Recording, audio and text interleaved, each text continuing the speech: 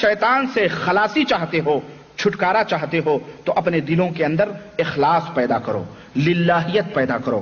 اخلاص کیا ہے؟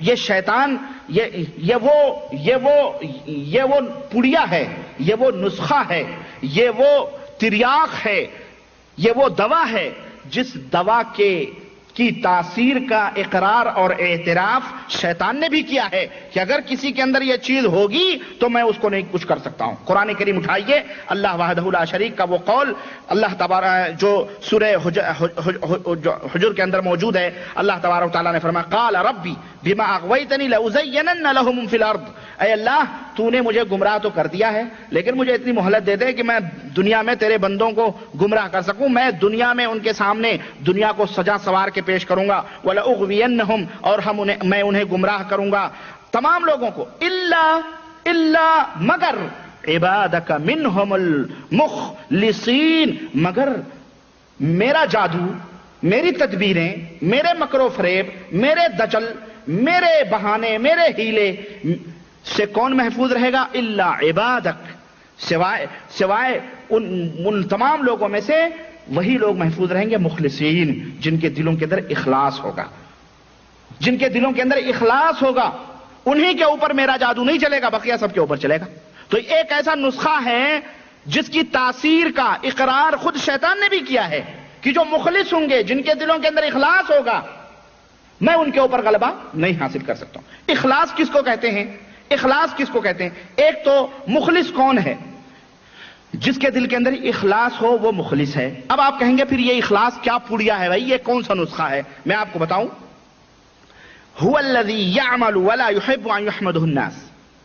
اخلاص ایسا وہ شخص مخلص ہے جو کوئی عمل، مخلص وہ شخص ہے جو کوئی کام کرے، کوئی عمل کرے، چاہے دینی عمل یا دنیاوی عمل، شرعی طور پر کوئی عمل دینی کرے یا دنیاوی کرے تو لوگوں کی تعریفوں کا وہ حریص اور لالچی نہ ہو۔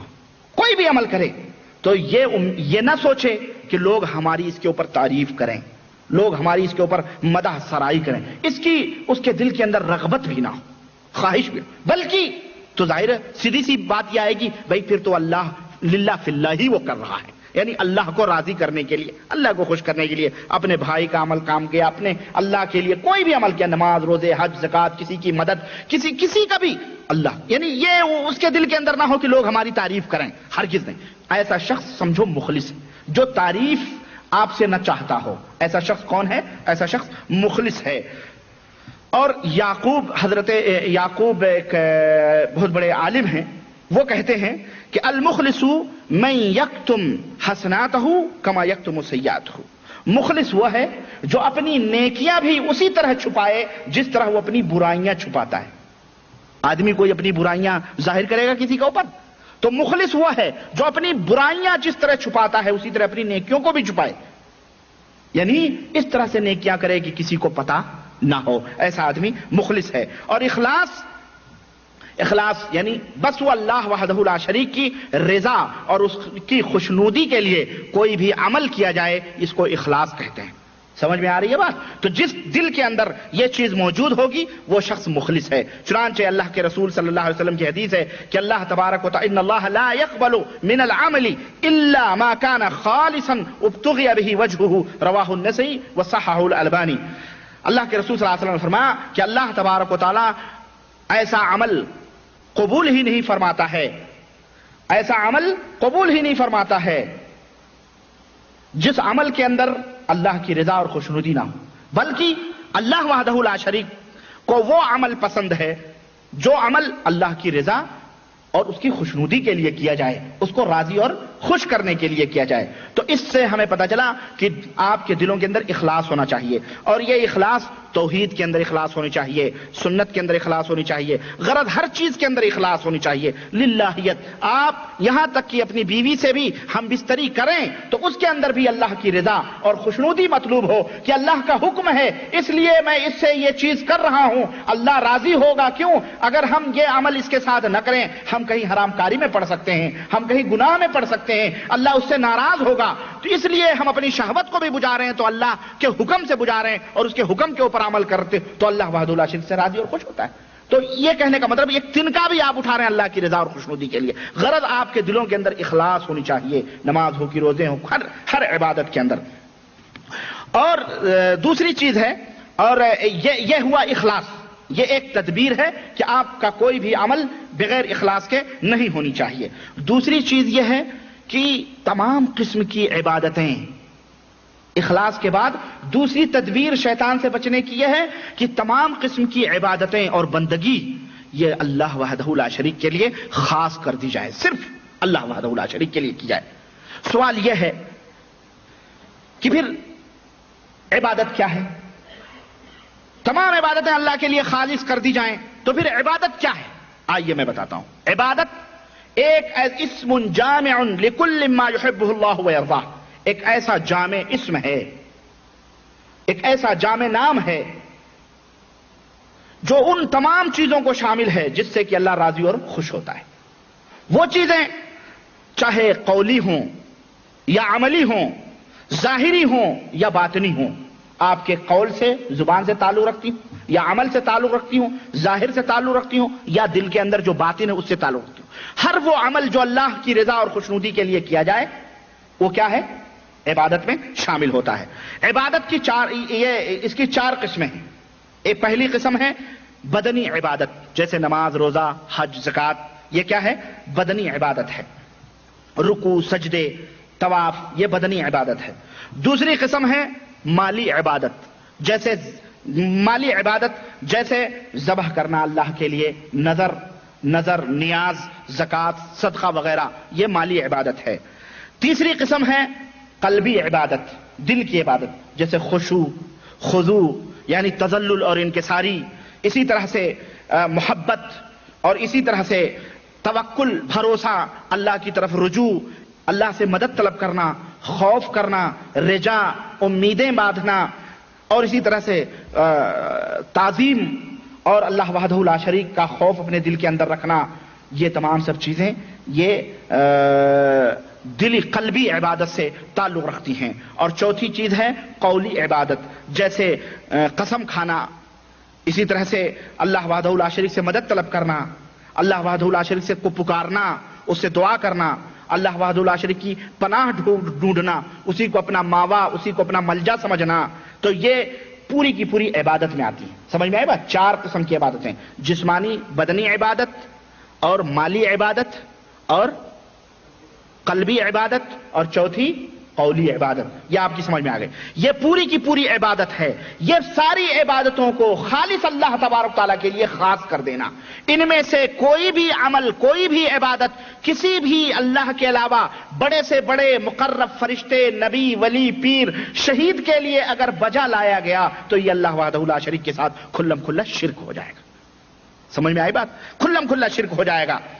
چنانچہ جس طرح سے رکوع اور سجدہ صرف اللہ وحدہ لا شریک کے لیے ہے، اسی طرح سے خانہ کعبہ کا طواف بھی اللہ وحدہ لا شریک کے لیے. پھر کسی درگاہ، کسی قبر، کسی چبوترا، کسی تازیہ، کسی جھنڈا، کسی پنجا، کسی شدہ، کسی علم، کسی استھان، کسی کا بھی طواف کرنا، یہ کیا ہو جائے گا؟ شرک ہو جائے گا اللہ تعالیٰ کے ساتھ. اسی طرح سے ذبح کرنا یہ مالی عبادت میں آتا ہے، اللہ وحدہ لا شریک کے لیے ہے. یہ اگر کسی نے یہ فلانے پیر کا بکرا، یہ فلانے حضرت کا مرغا، یہ ہٹھیلے کا مرغا، یہ فلانے کا مرغا، یہ غیبن شاہ کا، یہ دربن شاہ کا، یہ برہنہ پیر کا، یہ جو اجالے شاہ کا مرغا، اندھیرے شاہ کی مرغی وغیرہ، یہ فلانی، یہ تمام سب چیزیں یہ جو ہے عبادت ہیں، اور یہ اللہ وحدہ لا شریک کے لیے خاص ہیں. کیونکہ اللہ کے رسول صلی اللہ علیہ وسلم نے فرمایا کہ لعن اللہ من ذبح لغیر اللہ، رواہ مسلم. صحیح مسلم کی روایت میں اللہ کے نبی نے فرمایا کہ اللہ کی لعنت ہوتی ہے اس آدمی پر جو اللہ کو راضی کرنے کے لیے نہیں بلکہ غیروں کو راضی کرنے کے لیے ذبح کرتا ہے.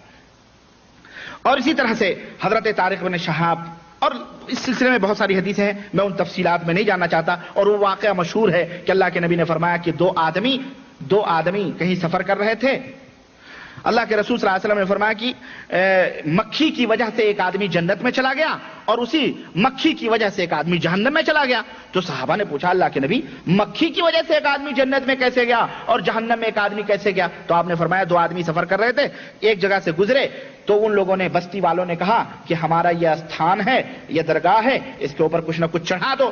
انہوں نے کہا کہ ہم نہیں چڑھاتے. بولے اگر نہیں چڑھاؤ گے تو ہم مار ڈالیں گے. چنانچہ ایک نے کہا ہمارے پاس تو کچھ بھی نہیں. کہا کچھ بھی چڑھاؤ.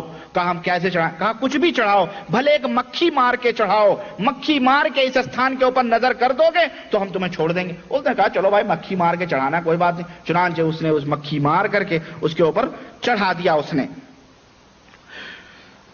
تو انہوں نے اس کے راستے کو چھوڑ دیا. تو اللہ کے رسول صلی اللہ علیہ وسلم نے فرمایا فدخل النار, تو آدمی جہنمی ہو گیا, مکھی چڑھانے کی وجہ سے جہنمی ہو گیا.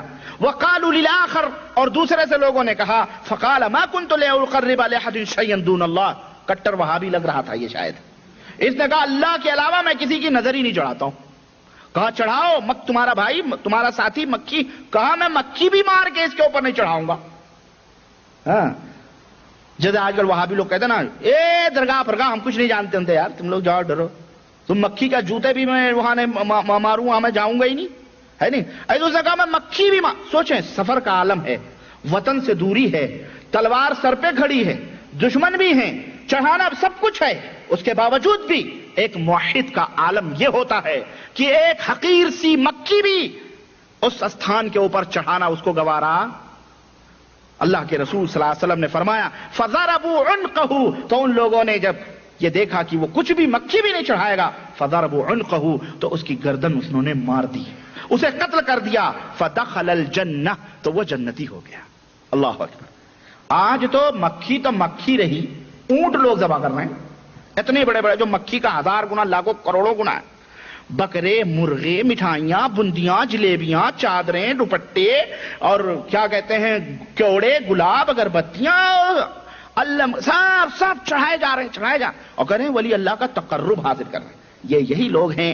میں کیا مثال دوں, جانے دیں. بہرحال میرے عزیز, جب وہ بندہ مکھی چڑھانے کی, اب کوئی کہے جی وہ تو ان کے استھان تھے, کافروں کے استھان تھے, اس لیے اب وہ کافر استھان رکھ کے پوجے تو بھی مشرک, تو بھی استھان بنا کے پوجے, اپنے ہاتھوں سے ٹھٹ بنا کے پوجتا ہے, کھپچیاں بنا کے, رنگ برنگے کاغذ لگا کے اور امام حسین کا نعرہ لگا کے شہید سمجھ کر کے اس کو تو بھی تو پوجتا ہے. گلگلے, سواریاں اور بھجیے وہاں پر چڑھائے جاتے ہیں 10ویں محرم کو, کیلے, سب کچھ ہم لوگوں نے دیکھا, سب کچھ جانتے ہیں, کیا یہی سب تو ہوتا ہے. چلے, شدے, پنجے, علم, سب کچھ تو پوجے جا رہے ہیں آج کل. تو وہ بیچارہ کفر کے نام پہ کرے تو کافر, تم اسلام کا نام لے کے کرو تو تم بہت بڑے مسلمان ہو گئے. ارے تم بھی وہی ہو, ایک حمام میں دونوں ننگے, دونوں اسی زمرے کے اندر, کوئی فرق تم میں بھی نہیں ان میں بھی نہیں. سمجھ رہے ہیں؟ اس لیے یہ پوری کی پوری چیزیں عبادت ہیں, یہ اللہ وحدہ لا شریک کے لیے ہونی چاہیے. اللہ نے فرمایا فصل لربک ونحر, اللہ کے لیے نماز پڑھو, اللہ کے لیے قربانی کرو. اسی طرح سے یہ یعنی یہ عبادتیں ہیں اور عبادتوں میں غیروں کو شریک نہیں کرنا چاہیے. حضرت امام شافعی رحمت اللہ علیہ کا ایک شعر مجھے یاد آیا کہ حضرت امام شافعی رحمت اللہ علیہ فرماتے ہیں, یعنی یہ ان لوگوں کی, یعنی ایسا شخص جو شخص کی اللہ سے محبت کا دعویٰ کرے, اس کی نشانیوں میں سے امام شافعی رحمت اللہ علیہ ایک شعر کہتے ہیں کہ کیا نشانی ہوتی ہے محبت کرنے والے کی. جو لوگ اللہ اور اس کے رسول سے محبت کے دعوے کرتے ہیں ان کے لیے امام شافعی رحمت اللہ علیہ کا ایک شعر ہے, کہتے ہیں کہ تعصی الالہ وانت تظہر حبہ, اللہ کی نافرمانیاں کرتے ہو اور اللہ